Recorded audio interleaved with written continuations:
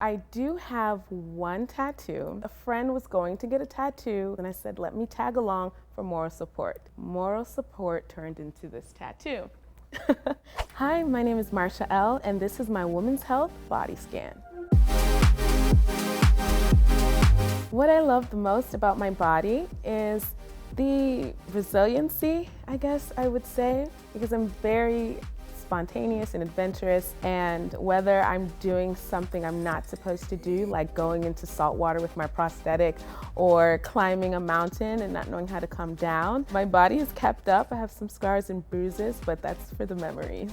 As far as adventures go, I'm very spontaneous. So if a friend says, hey, do you want to go to a simulation where we're falling out of a plane, I might figure out an adaptive way to do it, because life is about experiences, and I feel like I can always try to find a way to modify it so that I can do it.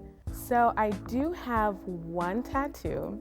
I'm not a tattoo person, but in the spirit of being spontaneous, a friend was going to get a tattoo. She was getting married, she was getting her husband's initials, and I said, let me tag along for moral support. Moral support turned into this tattoo. It's a treble clef. I'm a musician, I love music, and I felt that it was very fitting, so I don't regret it. Don't have any other tattoos, but it was a great experience, and yeah, I love that one. I have a few scars, some from adventures, some from my amputation. So I guess my first scar was when I did have my amputation at the age of 13. And so that one sticks with me. And I also have some scars definitely from skiing. So I started skiing when I was 16, and of course, you're gonna get some bruising when you put your boots on and going down the slopes and kind of maneuvering. And I have an adaptive ski setup, which is basically I'm on one outrigger on one leg, and I have two ski poles. So it definitely left a few scars, but it was well worth it. Scars remind me of my memories, experiences, and most importantly, the lessons I may have learned from getting that scar, whether it be a tough lesson, a very maybe much needed lesson, and I take it as something that I can look back upon and say, okay, maybe Marsha, don't do that, or maybe do it this way next time, or I'm so glad you took the chance, this scar was well worth it. I have a few piercings. I'm actually a piercing person. I have 8 in my, the ear, the cartilage. You go through that stage in high school where you sneak off to the mall and your parents really forbid, and you get your piercings. I got the first 2, that was okay. When I got the cartilage, it was like a complete nightmare. Mom was really sad about it. She got over it. Called everyone in the family. She's rebelling. I'm like, Mom, it's just the cartilage. Then I did also, my favorite piercing is the belly ring, but it ejected twice.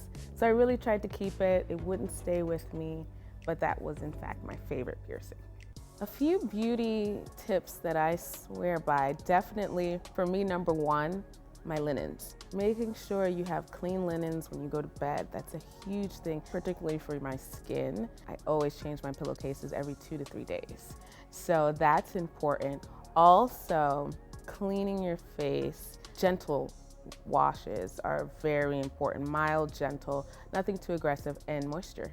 You have to moisturize your skin every night. I live in a very humid state, so I wouldn't say every morning and night, but at night I definitely moisturize.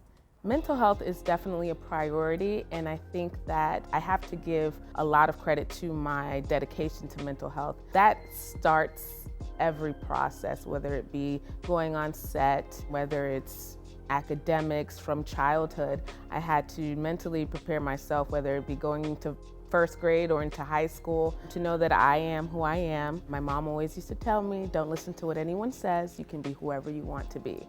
That was from 5 years old. So I think my mental wellness started with my mom and my family, who were always very supportive. Anything I wanted to try, whether I had to learn how to adapt to it, they never told me no.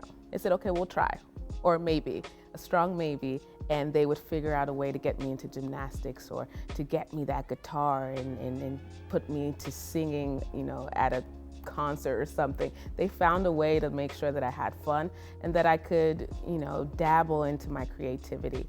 That all started my wellness preparation for adulthood and being in in front of people. There's always so many different voices, whether it be through socials or through influences next to you, but you have to know who you are. Mental health and mental wellness is imperative for any journey you're on. Thanks so much for watching. Be sure to subscribe to Women's Health.